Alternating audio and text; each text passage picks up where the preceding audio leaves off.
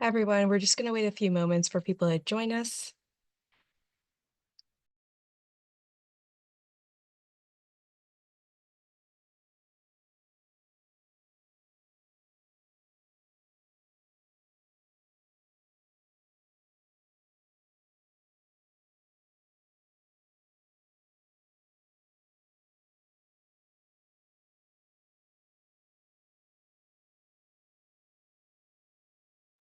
Thank you all for trickling in. We'll wait just a few more moments.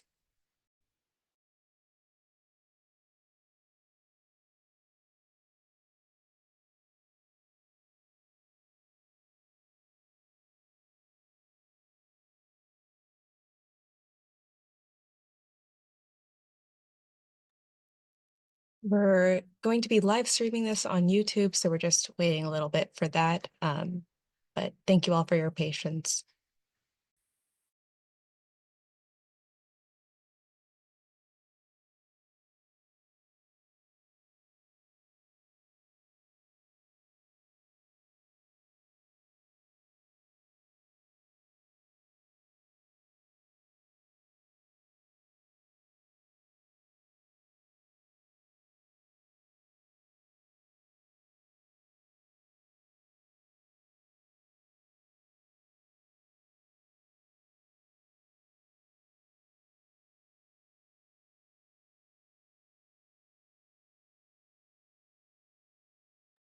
Hi, Tammy. Thankfully, we could see your questions. I know the Q&A works.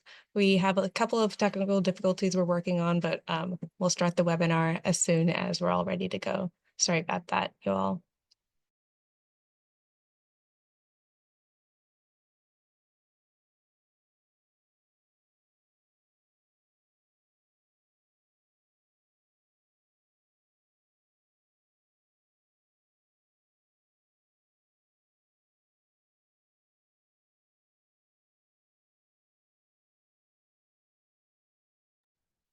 All right, everyone, we're going to get started. Welcome to the City of Sunnyvale Sustainability Speaker Series event. Thank you all so much for attending tonight's talk, Waves of Change, Ensuring Equity in Coastal Access, with our speaker, Seraph White. My name is Ria Grover, and I'm an Environmental Program Specialist for the City of Sunnyvale's Environmental Service Department. Before we get started with our talk, we're going to be going through a few polling questions to just gain a better understanding of all of you. This is our first question. Do you feel that outdoor spaces in your region are welcoming to people from all backgrounds? Yes, no, or are you unsure?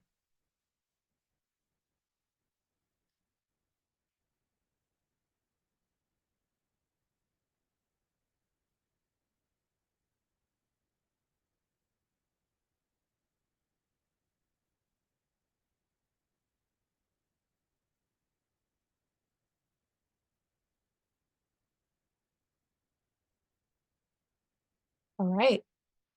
We'll move on now to the second question.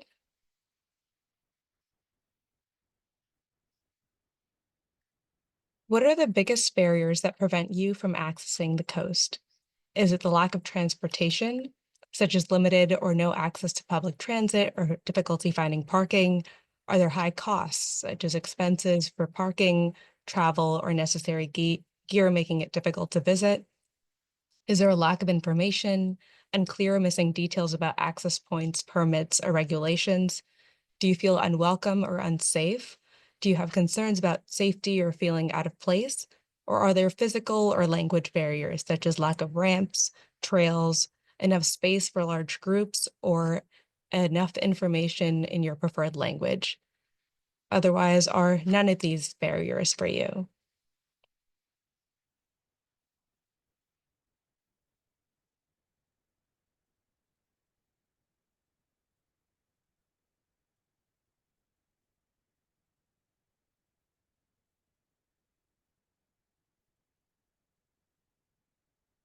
And feel free to select multiple. This is like a multiple choice question.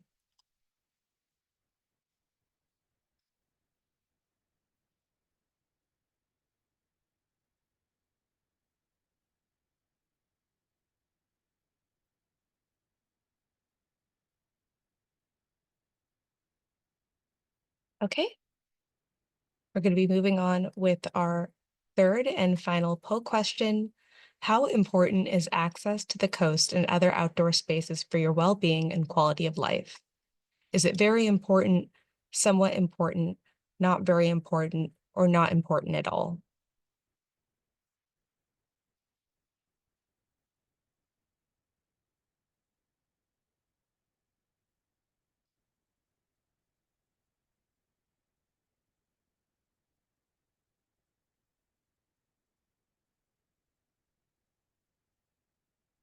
Okay, that concludes all of our polling questions.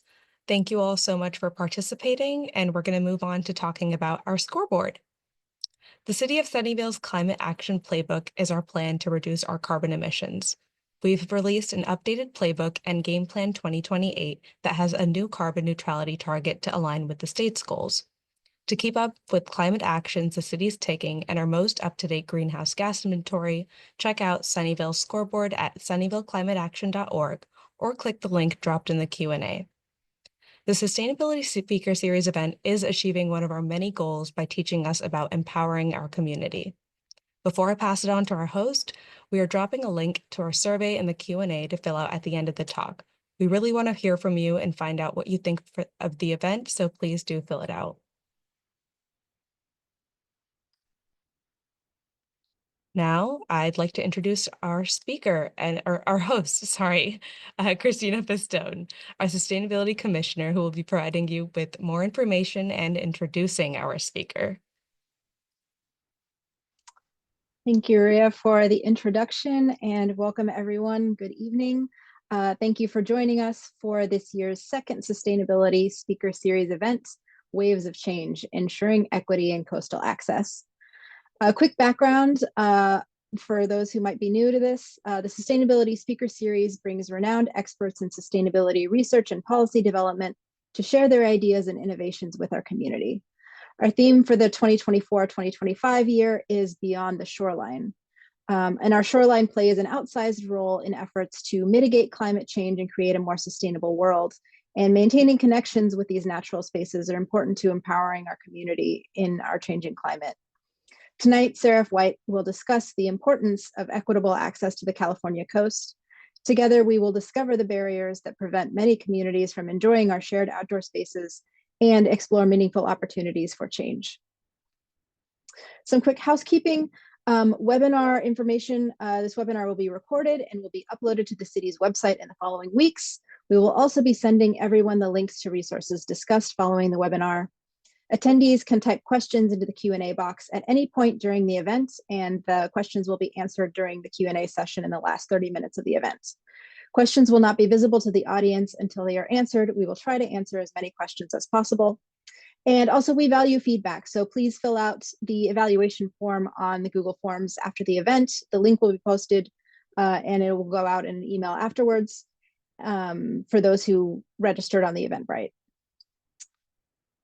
More housekeeping on the Zoom. The Zoom comes with subtitles. To hide subtitles across your screen, you can select More at the bottom of the screen, select Captions, and hide captions at the top of your caption settings.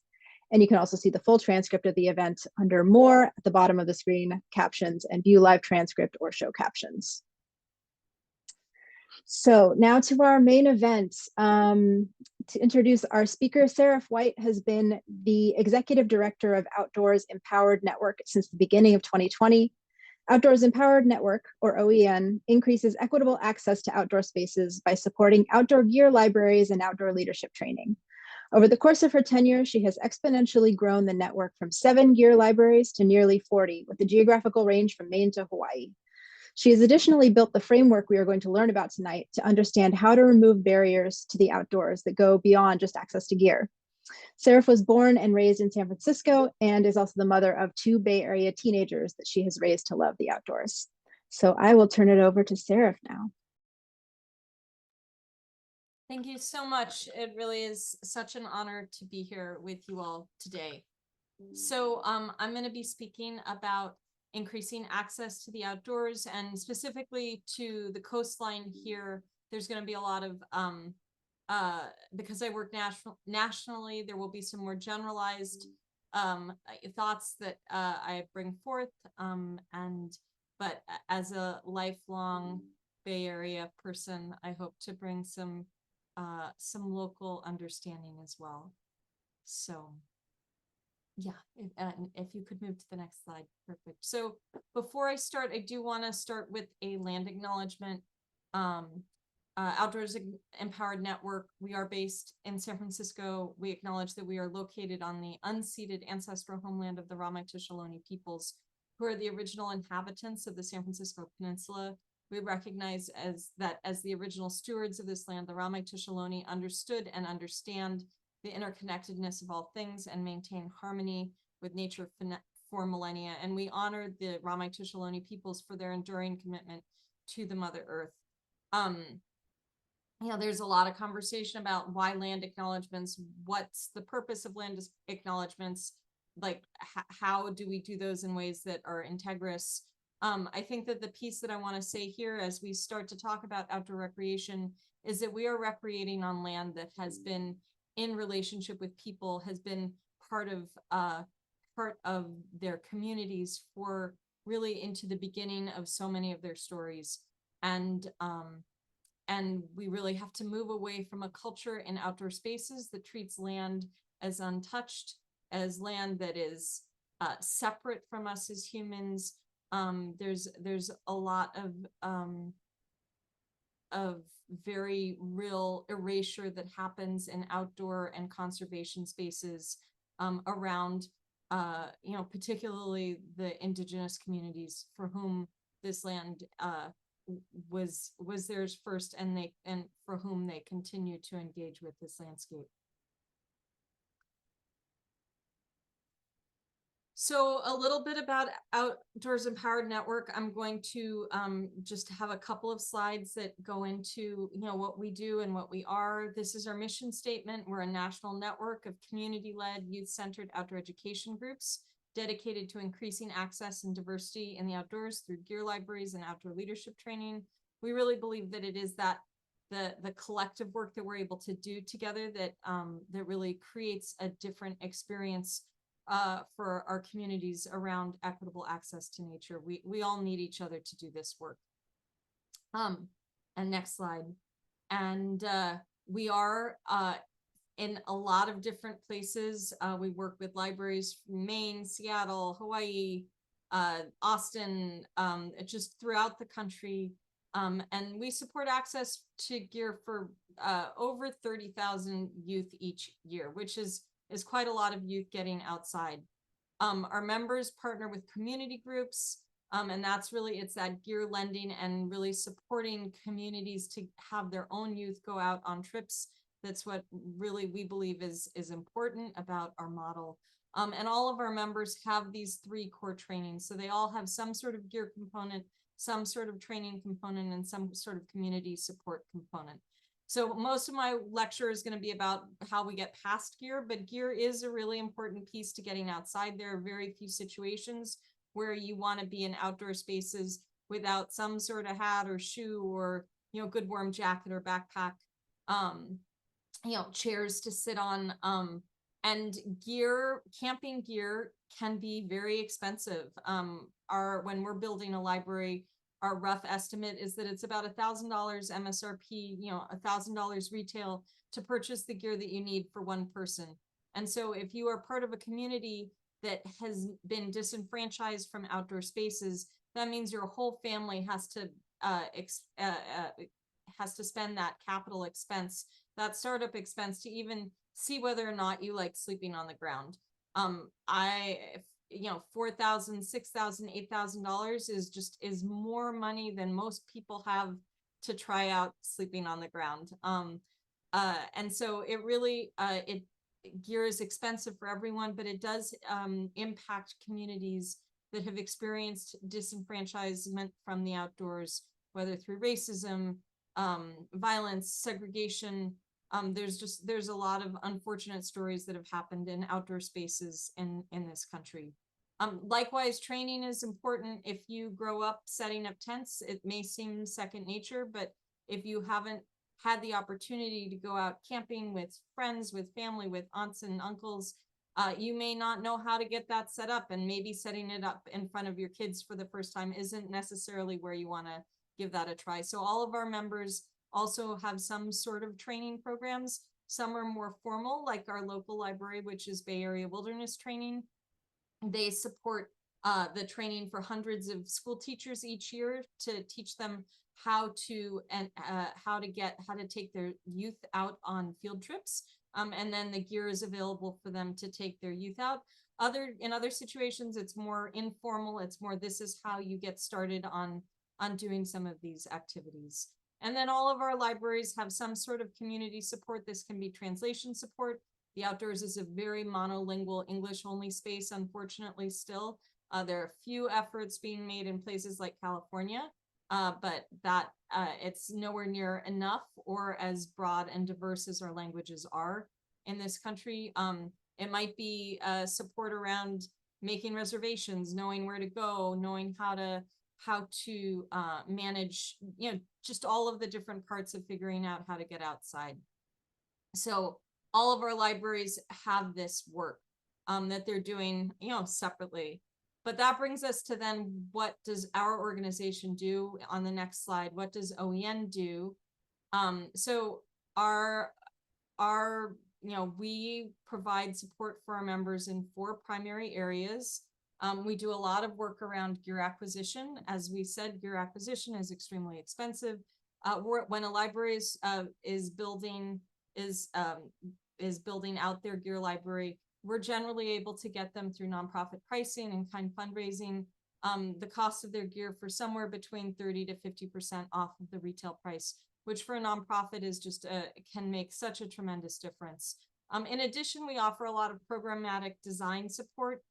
In the outdoor industry, it tends to be very thin-bodied, young-bodied, male-bodied, and many of the folks, particularly the folks bringing young people out, don't fit into all those categories. And so making sure that there's gear that supports, the aunties that need a chair to sit down on, that's comfortable, that supports larger body sizes, that supports female body shapes or other gendered body shapes, can be really important. And so we do a lot of support around what do you need for your communities to be comfortable and happy in outdoor spaces. We do a lot of other member support as well. This can be everything from how do you set up an IT system for lending out gear. If you've worked with Bay Area Wilderness Training, you know that they have a very extensive online lending software that they use. But it might be also, how do you design new programs or other work like that. We do a lot to support a professional community coming together. As you can see, it's wonderful to be with folks who are doing similar work as you across the country, and it can really support folks when they're isolated in gear libraries and not necessarily feeling a lot of support in their immediate workplace. Having someone else who's cleaning out tents or cleaning out sleeping bags can make a really big difference for their job enjoyment. And then finally, we do a lot of work around thought leadership. This is for our members, a lot of workshops and classes, but also a lot of conversations like this more in general public spaces around what do we actually have to think about when we're talking about really changing the way the outdoors can be accessed. Which leads us to the question for the evening, more than just gear, what are barriers to diversity and access in outdoor spaces, and particularly for tonight around our coastal areas? So, and the next slide, great. Ooh.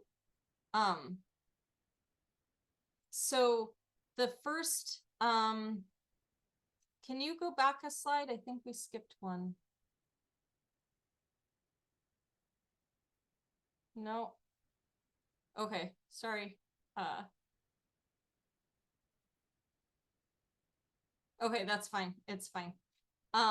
So the first thing that's really important, like I said, is that we have to have public open spaces and parks. We have to have history-based signage. This is something that you'll, if you ever hear me talk, you'll know that I have a lot to say about this. If we're trying to talk about access and inclusion in outdoor spaces, we have to have signage that actually represents the actual history that's happened. There's a lot of gaslighting, a lot of victim blaming that can happen in signage, and I see it across the country. And I'll talk a little bit more about it later. But we have to have a general understanding of what's happening in spaces. We have to have community engagement, and then we have to have ways to get there. This is where cities can be very important, making sure there are public open spaces and parks, as well as access to transportation access to get to those parks and open spaces. That's before we even talk about community work, those elements need to be already in place in the broader community. But then we have to talk about gear. If we only talk about gear and nothing else, it becomes a stump. There's no actual benefit that can, I mean, there's the benefit of the gear, but there's no breaking down of the other barriers. But gear is a very important thing, a very important barrier that does create access to outdoor spaces. As I mentioned before, we also have to have training. Training in particular is important for building community leadership. We do really believe that it's important that folks get outside in their communities. In the outdoor spaces, there's a lot of times this idea that we can, extract a kid from their home community, take them to wonderful places. And while those trips may be amazing and life-changing, there's not a pathway necessarily for reintegration into their home communities. But if we're only talking about gear and training, we're missing really a very rich canopy of change. So when we start talking about our framework at OEN to explore what are the barriers to accessing the coast, we're going to ask some of these other questions. So the first branch that we're going to talk about is safety. And if you can click here, is safety. And then the second branch is inclusion. And then the third, culture. And the third branch is healing. And really, when we start to fill these out, we get a full canopy of what's possible for supporting our communities. And yes, next. Perfect. So we're going to talk about each of these branches one by one. I added a lot of animation into it, so just bear with us as we go through this. So next slide. So the first piece we want to talk about is safety in the outdoors. The first area of safety that we believe is really important, and if you can click the next here, the first area that's really important is working with generational trauma. We see 3 areas of trauma. The first area, if you could click, has to do with land trauma. So in particular, this has to do with there's really no part of this landscape that has not been impacted by the Western frontier energy. There's been a lot of destruction, a lot of disruption. This is a sign that I have here from Yosemite National Park, from the Valley, describing the impact of the Army coming into Yosemite Valley and burning the villages there to the ground. There's an incredible amount of violence, and part of why we have to talk about this when we're going into outdoor spaces is that we're going to be working with kids who are sensitive, and they're going to feel that disruption. That disruption doesn't go away just because it happened yesterday or it happened 100 years ago. Folks who are sensitive can feel that in the landscape, and we want to not punish them because they're sensitive. If they're coming to the outdoors to feel, to have the healing opportunity, to have the connection with the outdoors, we can't make them wrong for feeling what they're feeling when they go into outdoor spaces. The Bay Area is a highly impacted area. It has a very long history. I just spent the weekend up at Robb Hill in San Francisco, right by the Presidio, and you can feel the layers and layers and layers of hundreds of years of history of military occupation there on that piece of land. It impacts the land. And if you could go to the next But not only is there the impact of the land, but there's also the real violence, as I mentioned before, when we pretend there's no history on the land. And a lot of our outdoor culture, our conservation culture, actually stems from this idea that we don't have a history with the land. This is from the Wilderness Act of 1964. A wilderness, in contrast with those areas where man and his works dominate the landscape, is hereby recognized as an area where the earth and its community of life are untrammeled by man, where man himself is a visitor who does not remain. In our opinion, there is no part of this country that actually qualifies that way, because every single part of this country has been loved and cared for, and in relationship with the communities that grew up around it. So when we're on our coastline and we're seeing the oak trees, they used to have a very regular human exchange. When we're seeing so many of the different pieces of the landscape, there's been engagement, there's been prayer, there's been caretaking that's been happening on these landscapes. And that lack of it in so many of our spaces today is a palpable feeling for folks who are sensitive to land trauma. The next trauma that we want to talk about with generational trauma has to do with community trauma. And this may have to do with a local issue that's happened, but it might also be part of a much larger story of a community. So when we're talking about accessing the coast and we're talking about swimming, we also have to pay attention to where has there been violence in those conversations. In preparing for this, I had never learned about the wade-ins, but there were wade-ins for over a decade on the East Coast and on the Gulf Coast, where folks like the sit-ins would go to the beach and wade into the water and have to deal with the violence of the white community. Computer just shut down on me. Oh, okay. No worries. That happens to the best of us. Happy you were able to log back in. Yes, thank you and- for all your patience, everyone. Yes. So I'm not totally sure where my computer cut me off. But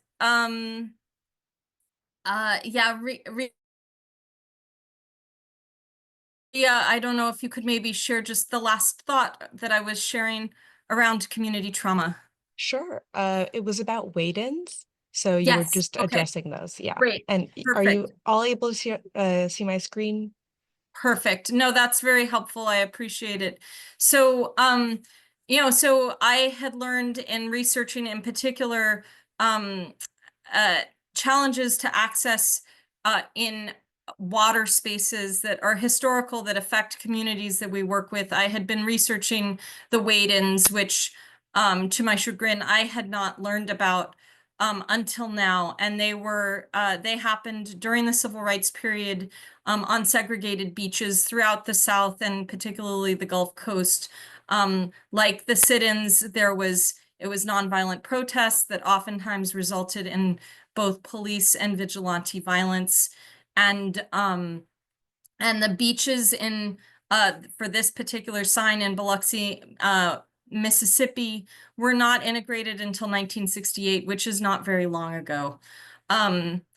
The part about this that is relevant, aside from that we should all keep learning about our history, that is relevant to this conversation is that if you're talking about someone having access to the coast, to the outdoors, they may be carrying these other cultural or community stories and community traumas, acts of violence, acts of segregation against them in their communities. And even if it's not something that they've personally experienced or that their family member has personally experienced, it can be part of a larger conversation that needs to be had.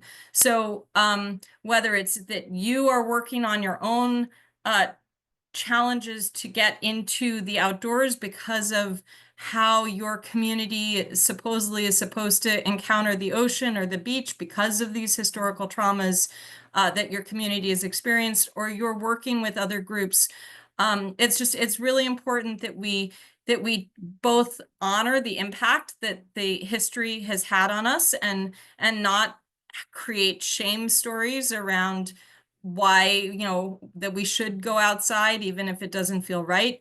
And we have to do the healing work that takes. And certainly if you're leading a group of young people in particular from a different culture or community than you, it's absolutely on you to do that research and homework to understand what you need to know to be in good relationship with this story, that you're not putting someone on the spot. The last area that we talk about with working with generational trauma, and if you could go to the last slide, is family trauma. And this one, I put more of a healing picture here because family trauma can be so hard for all of us. But if we're talking about going outside or taking young people outside in particular, and there's histories of housing insecurity, food insecurity, migration stories, you know, life and work where being outdoors is part of the burden of work and not a place necessarily of joy. There's so many different types of stories we have in our own families and our own life stories that are important and have to be supported. One way that we talk a lot about how to manage this really is through gear, which is that the outdoors doesn't have to be a place where we're pushing through it, where we're encountering grit to get through a difficult situation. I know a lot of outdoor recreation programs push that idea of grit, but we really encourage you to think much more about how can you be comfortable. And if that means bringing an extra nice chair to sit on the beach so that, you know, that even if you want to sit on the sand, that your auntie can sit more comfortably. That means making sure that when you're taking folks out, that you're honoring their food cultures, that you know enough about them to know, like, you know, it can be as simple as, you know, is there alcohol at a gathering at the end of a day or not? And really making sure that we're honoring different people and their stories so that they're never felt like they don't belong in outdoor spaces. So the next area that is really important to talk about in the safety area is addressing real and perceived lack of safety. And before we go to the next one, I want to just say that the perceived lack of safety here is also extremely important, especially for trips that are taking youth out on field trips. You know, if a mom or a dad is concerned about your safety protocol, it's like really on you to make sure that you're doing the work to understand what they're asking. Again, in that kind of like gung-ho, like outdoor rec space, sometimes there's a lot of dismissing of the not quite feeling safe that folks have. And many people have had to live on those instincts to keep their families safe. And so it's really important that we just always respect the participants and their families around those perceived senses of lack of safety and do what we can to understand them and address them and recognize that that might never be enough in those situations. But there's also some really real dangers in the outdoors, and it's not just lightning and it's not just bears or mountain lions, although we oftentimes, that's the risk management that oftentimes we get in outdoor spaces. So the first one that we want to talk about is official acts of violence in outdoor spaces. Discriminatory policing is real, and it follows us into the outdoors. And whether it's you know, there are so many ways that this can show up, but you know, rangers or police officers, you know, they look like police officers. It can show up in other ways too. It can show up, you know, ICE oftentimes will come to campgrounds if they've gotten a call. There's many different types of official acts of policing that can happen in outdoor spaces, you know, telling one group of kids that looks a certain way or a family that looks a certain way to quiet down when the group next to them is not told to quiet down, you know, before quiet hours. And these are really real things. And anybody who's going into outdoor spaces is always doing that risk mitigation in their head. So for us at Outdoors Empowered Network, we're really trying to build some tools and frameworks to understand what tools do you need when you're going outside with your family to manage for some of these safety pieces, because it can be a little bit different in the outdoors. If you're in a tent, you can be more vulnerable in a tent. How do you manage some of these dangers from official law enforcement agency spaces? And this, unfortunately, we're expecting only to get worse. And it includes driving to places. So a lot of conversations about what do we do with a group of kids if we get pulled over, and how do we support, our community feeling whole. When you're taking kids on an outdoor trip, you want them to come back feeling safe and loved and cherished by nature, not harmed. So, it's not just official policing though, and if you could go to the next one, it also has to do with other sorts of human predation. I don't know how many of you saw that viral story that was going around for a while, about the man and the bear, and would you rather meet the strange man or the strange bear in the woods? And there were lots of folks who were surprised how many of us would rather meet the strange bear, because at least it's just a bear. And there's some funky human behavior that happens, and whether it's vigilante violence or murdered, this dress has to do, is a symbol of the murdered and missing Indigenous women, girls, and Two-Spirits. Every community has different types of fears that they're encountering from human predation. It might be Confederate flags and campgrounds. There's a lot of signs in the outdoors that it's not safe for everyone. And our human hatreds follow us into the outdoors. And so from a protective perspective, we have to be really honest about the risk management. That might mean you don't camp in some places. That might mean you don't do certain activities in some places, depending on your risk assessment of your identity and the identity of the groups. But it's really important that we're paying attention to that as we're going out into places. Is that the biggest dangers are the human predators on the landscape, particularly for folks who are more vulnerable. And then the last part around safety in the outdoors has more to do, and if we could go to the next one, has more to do with the dynamics inside of a group. So if you're going out with your family, this may or may not have the same impact, because families have their own power dynamics and you have to work with that in appropriate cultural and psychological ways. But particularly if you're in a group space, this can be really real. What we find that it boils down to, and if you could click the next slide, what it boils down to really has to do with this question of, are we going out into the outdoors to do nature connection or nature conquering? A lot of the challenges I see around power over dynamics in group dynamics in nature relationships has to do when we're following the old school outdoor explorer conquer narrative. And this is where you need to have that history lesson that we talked about a few minutes ago, is that, like, if you're coming out of this conquering the West, you're not able to connect in the same way. And one of the things we say is, when people say, well, if I can't conquer the mountain, then how can I climb the mountain? You can climb that same mountain in connection, in prayer, in reverence, and relationship, and get to the same top of that mountain as you can if you're doing it in a conquering spirit, but you're doing it without causing energetic violence to the mountain and to the outdoors and to the people around you. When people around you hear conversations about how you've, there's a lot of language that's not very friendly language. So part of this is just paying attention to when we're in a conquer relationship with the outdoors and when we're really working on building nature connection. Some of it, and this is the next slide, also has to do with how we're engaging in groups. So I've seen bullying around food. I've seen bullying around, body size and body shape, comfort levels in outdoors. We never want to be in situations where we're made to feel less than, shamed because our body isn't doing quite exactly what it should be doing, whether it's walking really fast or heating us up at night. We really, in outdoor spaces, want to make sure that we're being supportive of whoever is showing up. That means if you're coming in a group, understanding food and cultural practices.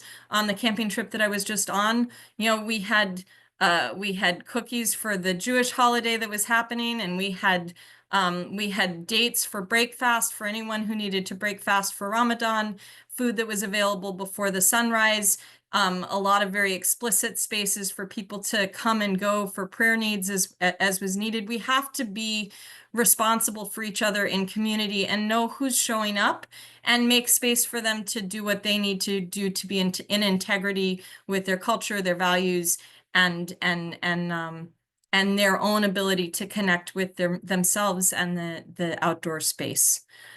So that's a lot about safety in the outdoors, and I'm gonna just pause for a moment. I know we don't have a Q&A yet, but just like collect yourself. If there's any questions about this, there's some heavier topics that I've brought up, and the more you lean into some of them, the more challenging they can be.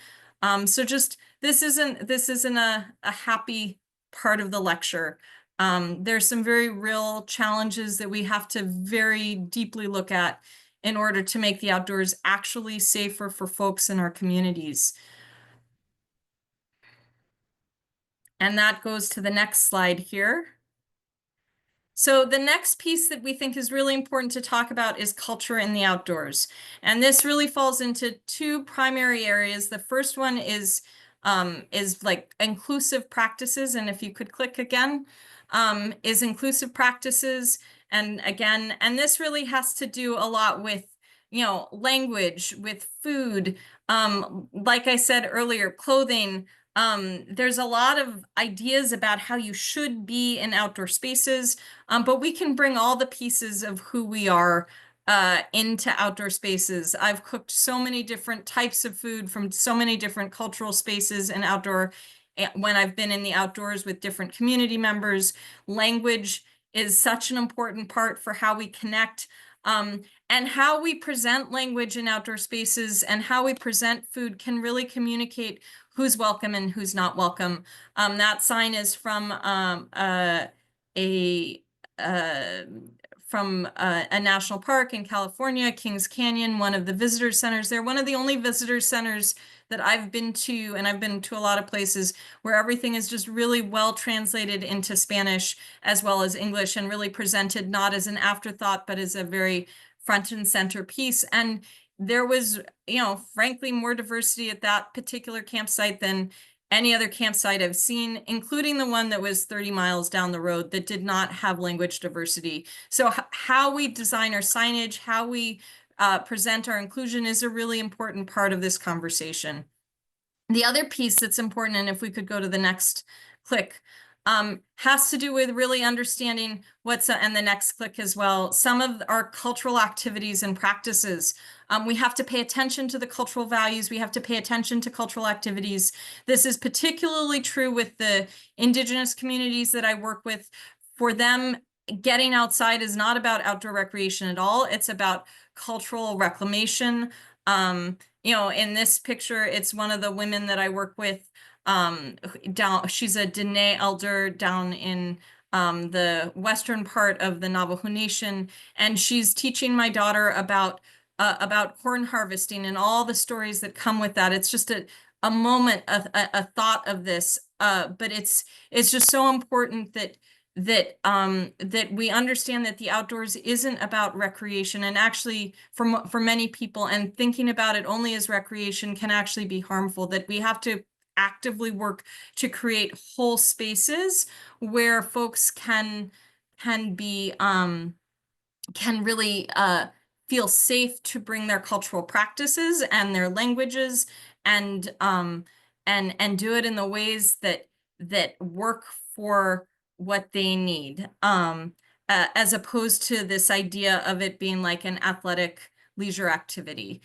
So how you're presenting that in your work can make a huge difference, whether it's the ways and times that you're going to the coast, or what types of activities are welcome. You know, if you're going to be really awful about certain folks collecting or leaving offerings, you're not welcoming people in their full cultural diversity to show up. Next slide. And the next one as well. So, and then the last area that we're going to talk about is healing in the outdoors.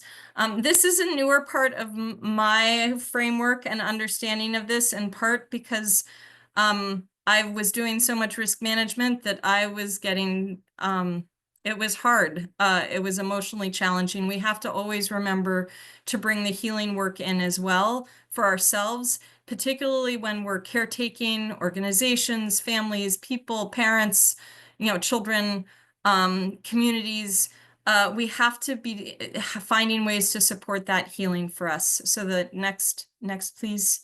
So that includes a couple of things. One is just this very basic, how do I get healing when I go into the outdoors? There's a lot of folks who talk about Nature RX and how that actually having nature as part of your health plan is an important thing. It provides deep healing, deep connection, that kind of indescribable something else that we can only get when the waves are crashing because we're out on Ocean Beach, and there's just something else that's happening for us.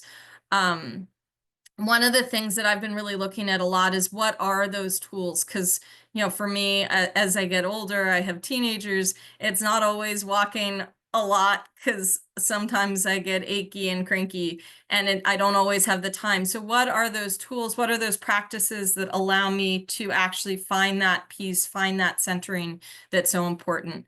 But it's not just about us as individuals. So the next slide.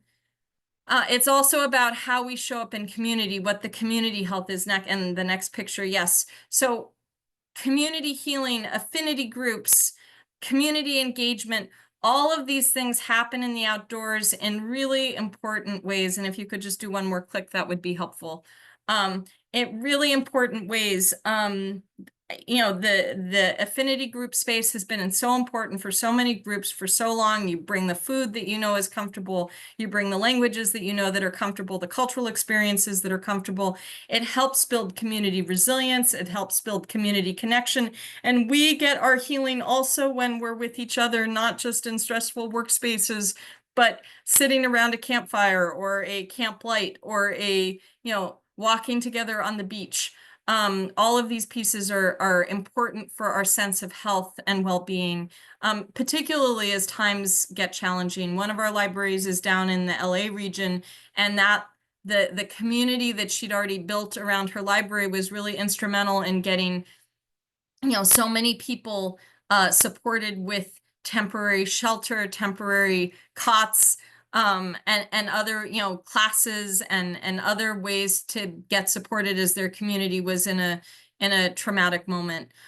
So we can't do that if we're only thinking of the nature and of nature in the outdoors in an individualistic sort of way. And then the last area really around healing, and if you could go to the next one, has to do with nature regeneration. It's not just how do I get healed from nature. If you can click on the next one, it has to do with, and one more, sorry, it has to do with how is the land also connected with me? We see this oftentimes in Indigenous spaces, but I really deeply believe that we all have to cultivate this sense of awe and wonder, and connection and relationship. I really believe that starting to build a reciprocal relationship with land, that the tree outside is also your relative, is also someone that you're connected to, is as important to our climate resilience and sustainability as the sciences. It has to be both. They're different sides of the same conversation. So really rebuilding that connection through practices of understanding that the land is part of us and we're part of the land, and that the trees and the rocks, they're all meaningful, not just because we feel good when we're around them, but because they're in relationship with us. So this is really the healing part of how we're working with this. It's not enough to just say, oh, just go outside. It's important to have these tools, whether it's walking or breath practices, whether it's community or affinity groups, and then again, practices around really building that relationship. So if you could go to the next slide. Altogether, this is what our work looks like. This is the framework whenever I'm building programs, whenever I'm talking to communities, is how do we start to build this whole canopy of understanding in our connections to outdoor spaces. It may sound general and not as coastal as as you were expecting this lecture to be, but literally we could look at any beach and start to have a conversation about every single one of these areas and use this framework as a tool to identify where we need to do better on a government level, where we need to do better on a community level, and where we have opportunities on individual family levels as well. So we're going to have a Q&A. We are a nonprofit. These are interesting times. If you like our work, please donate to us, outdoorsempowered.org/donate.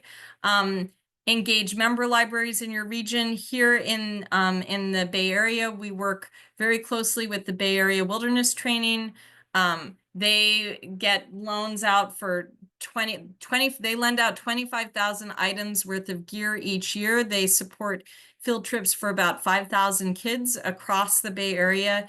It's just incredible work that they're doing. And then finally, like, pay attention when you go out and recreate, or if you don't recreate, pay attention to some of these questions.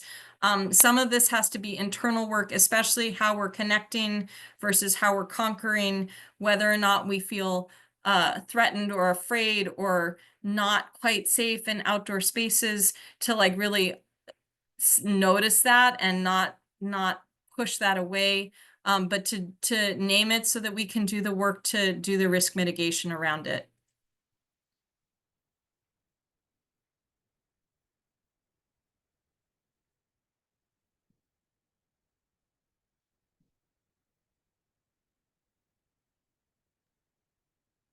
All right, Sarah, thank you so much. I definitely learned a lot from this webinar, and thank you so much for the participants. I know we had some technical difficulties even initially, so really appreciate you all for staying on the call or staying on the webinar and continuing to listen.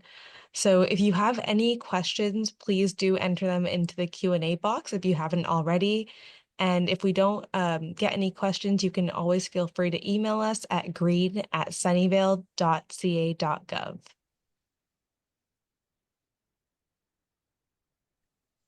Thank you so much for the presentation. It was really good.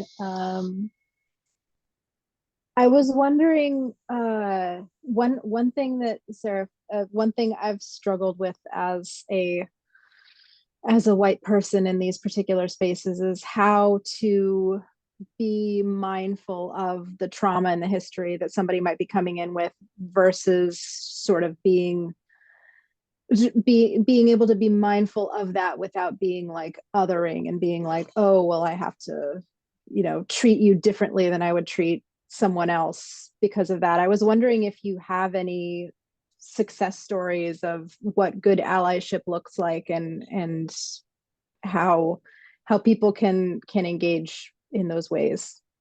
That's a great question. There's a lot of answers to that I want to start with. So whatever I say isn't the only truth. And we all have to find that out for ourselves. And how we know that it's working is that we are in good relationship with the people around us. So, some people are loud talkers, some people are soft talkers, right? Like and we can always be in relationship, and folks know. My experience is that folks always know when you're genuine, you come with humility, and you have done your homework. So I think the first piece is do your homework, and do your homework more, and do your homework more. Part of that is also finding those places where you resonate also with that it's complicated. Like, have you ever been scared in the outdoors because you're in that man or bear situation, and feeling that in your body? Because when we have that physical, the outdoors is a very physical place. When we have that physical understanding, do you have histories of, of any of those family traumas that are part of it? We all are carrying things. None of us are not carrying things. And so some of it is to understand what we are carrying and how we've already made adjustments to those if we're walking out in confidence. I think the other place is to really understand the level of that conquer culture, of that opening the West that white people carry in our bodies. And that knowing that we really have to do our work to stop doing that, because that is a palpable experience, and you can have all the history in the world. And if you're coming with that conquer, acquiring, extractive nature into the outdoors, which is how we're taught to do it, it's not, you're not going to necessarily be safe. I think there's also spaces that you're not invited to, and to like be really wonderful about that and to create space for that. And so like there's practices you can't do, and to be, supportive of that and ask where you can step into to be an ally. And I think that some of that is going to be like, if you're taking a group of folks out, like cook a bunch of different types of food. Make sure you know what holidays you've scheduled your trip on, and don't schedule on the holidays that you shouldn't have scheduled a trip on. And also make sure that there's really clear accommodations and that someone doesn't have to risk their safety to disclose. If your forms to go outside don't say, and this is now more in a teacher or an outdoor education situation, if your forms don't ask about cultural or religious food practices or other cultural practices that need to be honored, you might not even give someone the opportunity to say, hey, I'm not sure I feel safe here. If you put it out there, even if they don't say that they need kosher food, they might go, oh, they're paying attention to me. So really a lot of research, and then being good with yourself. It's a lot of really good advice, and I'm sure that I haven't gotten everything right every single time, but yeah, I try to do it, and it's definitely a process with that. There's another question that came in through the Q&A, which is, I think, relevant to what you just said, particularly about the conquer culture, because I've definitely seen that in a lot of outdoor spaces and the outdoor recreation type communities. How are you including Native cultures and their history, even if none of the participants are from the Native culture? Can you talk about that in terms of, avoiding appropriation while still respecting this worldview, which is, I think, a really good one. And shameless plug again for Braiding Sweetgrass. Robin Wall-Kimmerer is a poet and talks so much about this reciprocal relationships with nature. And yeah, it's poetry, but I'll let you talk. Absolutely. So I am very protective around that, like there are cultural practices that are not mine, not yours. And like don't touch it. Like find your own practices, go back into your own history, figure out where your own family traumas is. If it's 7 generations back and the witch burnings was when you got disconnected from the natural world, do that work. Like we all have to do that work. I think that so that's like the first piece there, I would say, is that like it's not your job to bring Native culture if that's not your participants. I think that there's a secondary question, which is that if you do have Native participants, making sure that you understand who and where they're from so that you're giving space for them to do practices potentially separate from the group if they need to do that. That you're not doing a bunch of leave no trace conversations when folks need to make offerings, that you're not putting barriers into folks doing the things that they need to do to be in right relationships. So I think that is an important thing that can show up in questionnaires, that can show up in just like taking a breath before you come in again with this, like, well, this is how we do it in terms of outdoor spaces. And the third piece is we do work with a lot of Indigenous groups. They're designing their own curriculum. They're doing their own work in their own ways, oftentimes in their own languages, which is really a wonderful thing. And what our effort at OEN is to make sure that they have the tools and resources to do it on their own terms.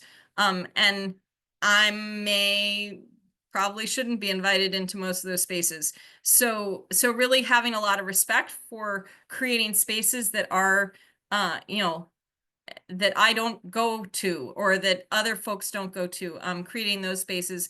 And then the last piece is that, you know, kind of what you were saying is that just because we don't want to appropriate traditions or cultural activities doesn't mean that you can't make a relationship with the tree that you live next to. So make a relationship with the tree that you live next to. It can be, you can have that relationship, and whether it comes out of your own historical ancestral roots or just that you love the tree and the tree loves you back, like let that love come back into your life. Like we have to be in a relationship with the land that's around us. Yeah, that's all really good information. And yeah, being an ally is sometimes knowing when to let other people talk and when to let other people take the lead. And I think that's really important to remember. To switch gears a little bit, we have a question. Do schools engage with your organization with respect to planning outdoor classrooms, field trips? Can you talk about that? Because I'm sure when you get into certain ages of teens, it can be, there's some dynamics there that I think play squarely into that whole thing. Yeah, absolutely. So every library is different in terms of who their focus is, but we're really lucky here in the Bay Area to have Bay Area Wilderness Training, and they focus almost exclusively with school groups. They're doing an incredible program right now with the Oakland City School District called OGO, Oakland Goes Outdoors, where they're working to get, you know, right now every middle school kid on a field trip through teacher trainings and then through, you know, gear access. I think that one thing that's really important to think about this is that when we're talking about gear libraries and leadership training programs, we're training the teachers of these teenagers, and they know they're teenagers, hopefully, and that's that that dynamic, you know, that classroom, the classroom and community understanding going into the outdoors is a really powerful thing. It's not just a bunch of random kids going out on trips when you know, a high school science class is going on a field trip. And so that's, I think that's to answer that part of your question around how do you do that classroom management. That's a lot of what our trainings are about. And it's a really, really powerful way to get kids outside.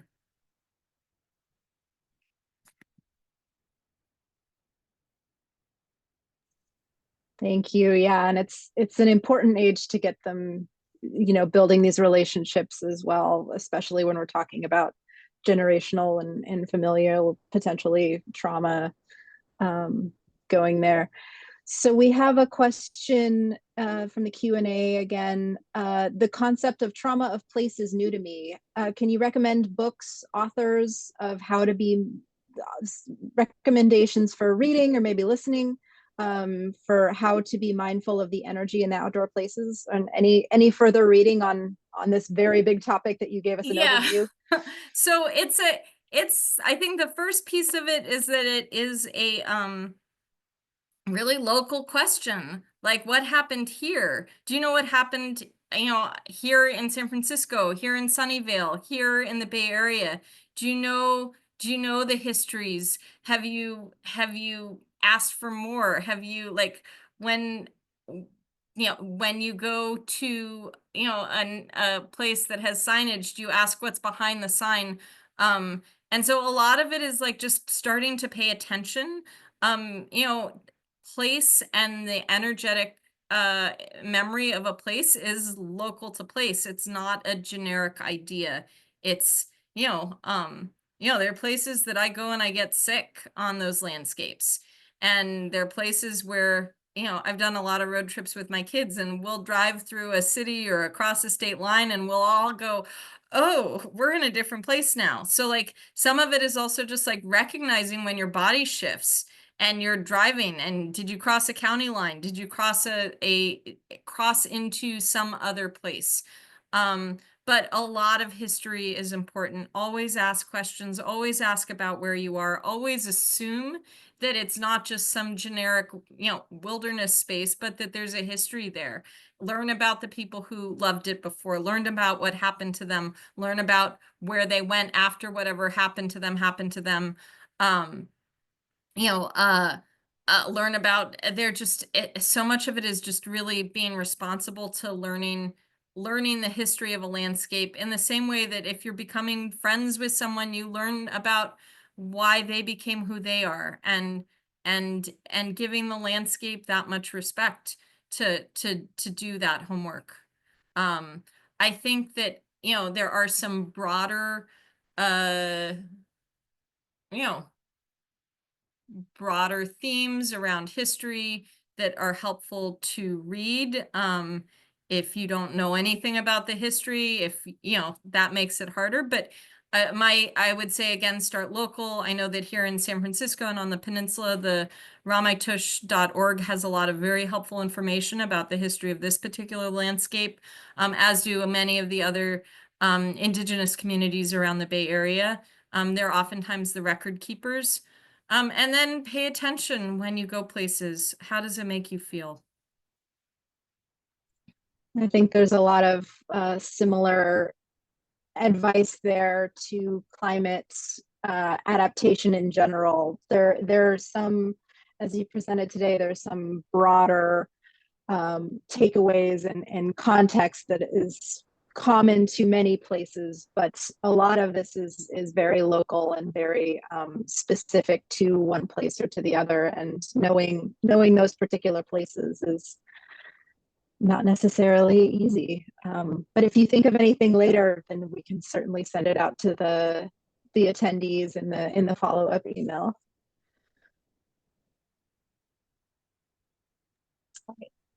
I have another question. I think it goes into sort of a little bit what you talked about of the local history, and something that you said very early on in terms of thinking of nature as this like untouched separate place. And there is definitely a long history in the Bay Area regarding John Muir and the other people and how they interacted with the people who were already on the lands, and that sort of view of nature as separate.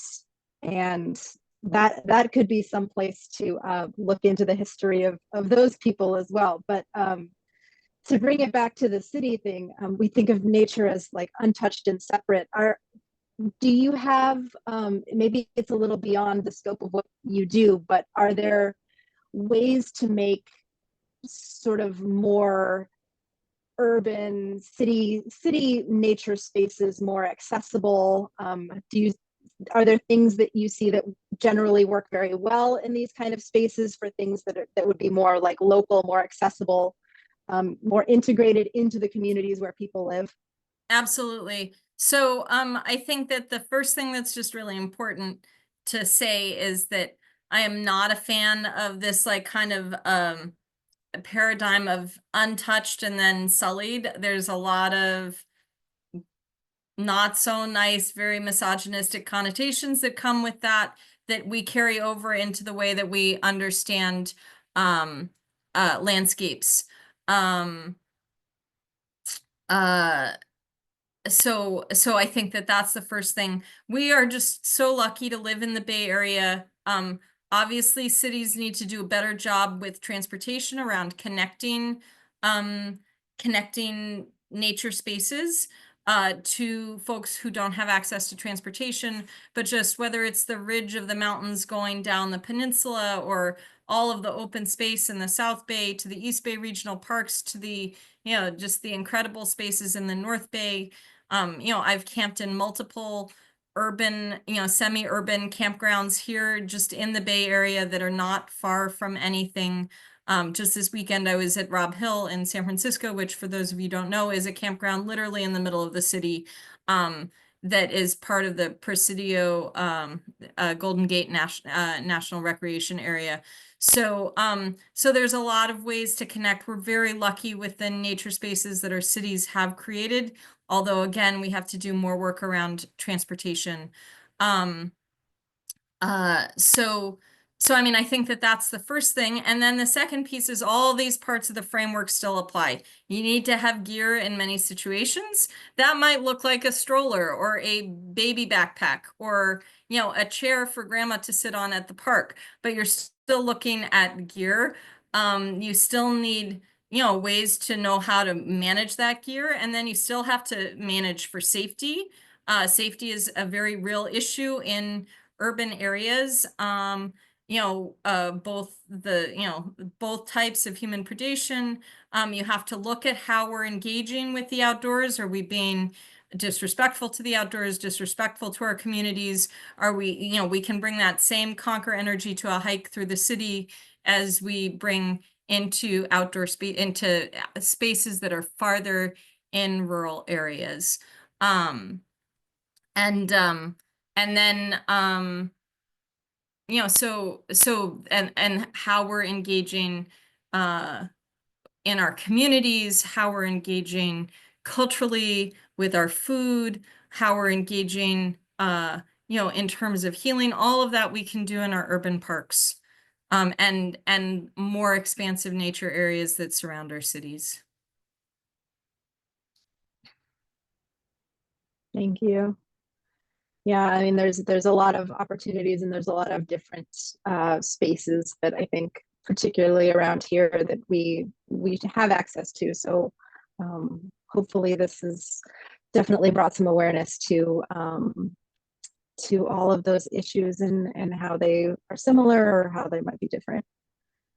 I'm seeing what I think you touched on this, but there's another Q&A that came in talking about, and I think this goes to something that you said earlier, but the Black indigeneity in the US. I think that's a lot of other generational trauma thing, but I wonder if you could speak a little bit to the specific traumas of that community, or where people might want to go to find more resources on that. Yeah, and I'm seeing, Roya, did you just say that you would like to answer, or would you like me to answer that first and then have you jump in? Yes, please answer. Okay. So, this is a brief overview.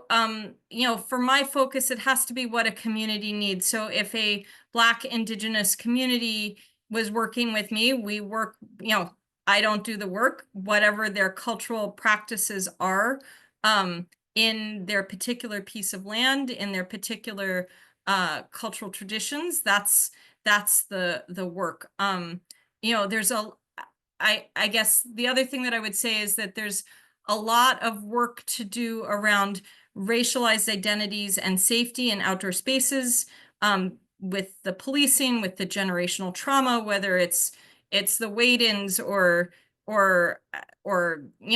especially the Confederate flags on landscapes. I mean, there's so much racialized violence towards Black people in this country in outdoor spaces that is historical, that is current, that is ongoing, that is really important to acknowledge. And the affinity groups and affinity spaces that are supporting Black communities and getting outside are doing some of the most important work in our space.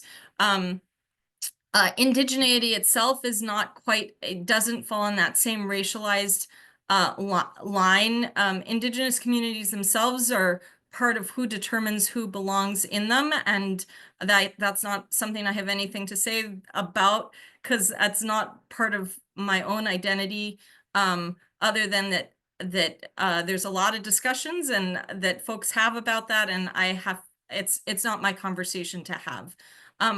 I think that in terms of indigeneity in more of a general term, when I've been talking about indigeneity here, it has to do more with specific lands and specific peoples and specific practices that have grown up over the time together. And there are particular meanings that has in certain contexts here. All of us come in the end from people who were connected to the land, and many of us have encountered massive disruptions to that connection to the land. And so, I don't know quite enough about, in this particular case, in this particular question exactly. I would want to ask more questions to answer this question well. I feel like I'm skirting around a couple of things, and I acknowledge that.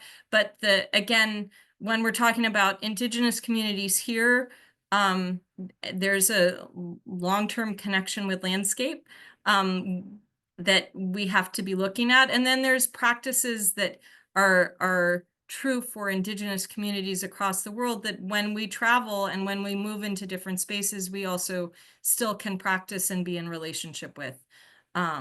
So yeah, and then Roya, if you wanted to add on, please feel free to. Oh, no, I was just trying to make sure the question was answered in the Q&A box. I think that's a good answer, and it ties back to some of the other questions about when to be an ally and when to not take the lead, and when to let communities, we're not imposing upon them what they should do and what they should feel, and all that stuff. And the Conquer culture, a lot of similar themes. And I do just want to re-emphasize that in my work, it's a lot of listening. It's a lot of, here's a framework. How does this framework work for your community? I'm not going to tell you what your community should do if you ask questions or advice. The most I'm going to do, and I say this more to, to white outdoor recreationalists than anybody else, is like, leave the Conquer culture at the door and do the work that you need to do to dismantle that in yourself and in our larger outdoor recreation space. But I'm not gonna say all people do this or all people do that, because it really has to be on a community level, and it's much more of a guidelines for how we engage in respectful ways with each other than than that I have any opinion that I get to have about your cultural practices. As you were talking, I was reminded that fairly recently I read the memoir from Christian Cooper, who is the Central Park birder, and he has a lot. He was a Black kid who was nerdy and grew up as being a birder, and so was in love with the outdoor spaces. And it talks about his experience for, and I think the Sunnyvale Library has a copy. So if you're looking for one particular experience through that in the US, that might be something to check out. I enjoyed his book. I actually I listened to it, and there's bird songs in the audiobook too. And get outdoors with your community, go to the coast with your community. And if you need gear, reach out to me, we can talk.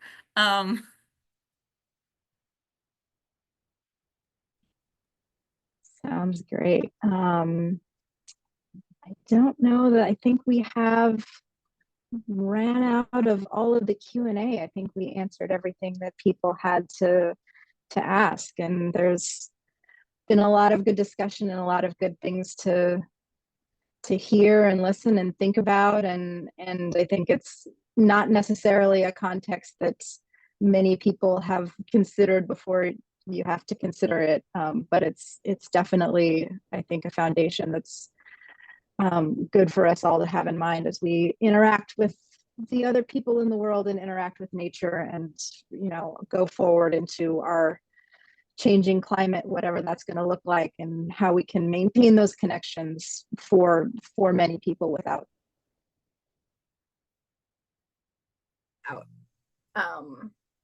so I think we're probably done here. I think we're about at time, so I think that's as good a time as any to end things. Thank you everyone who attended and who stuck through the technical difficulties. You'd think after 5 years Zoom is still gonna Zoom. I just want to give a reminder to everyone to fill out the evaluation that's going to be emailed to you after. We're also going to email the recording to everyone who registered in the following days. Thank you so much, Sarah, for coming and talking, and your great presentation and the discussion and everything. I think we might be hosting one more webinar this year as well. So everyone should keep an eye out for an email when that date has been finalized. And if not, then we will have more in the next year too. So thank you everybody for joining, and I hope you have a good evening, and thank you again. Thank you so much for the opportunity to share my passion with you all. I appreciate it. Thank you, Sarah. Have a good night, everyone.